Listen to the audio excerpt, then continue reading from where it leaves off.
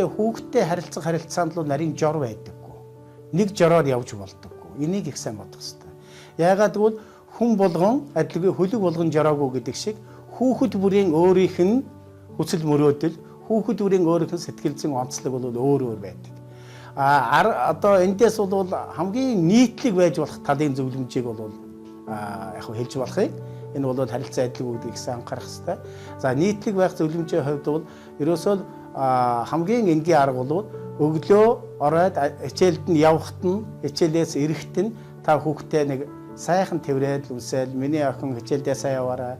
Миний хүү хичээлдээ сайн яваад ирвүү. Өнөөдөр ямар сони юм бай.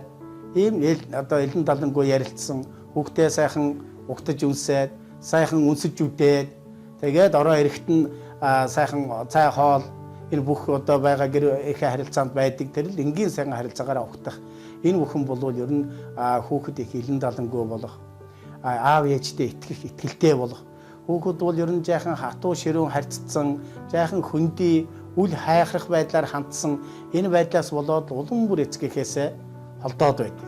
Ялангуяа энэ бол хүүхэд өсвөр насныханд бол илүү тохиолддог. Тийм учраас өсвөр насны эцэг эхчүүд хүртлийн төлөө бүр илүү сайн анхаарах хэрэгтэй.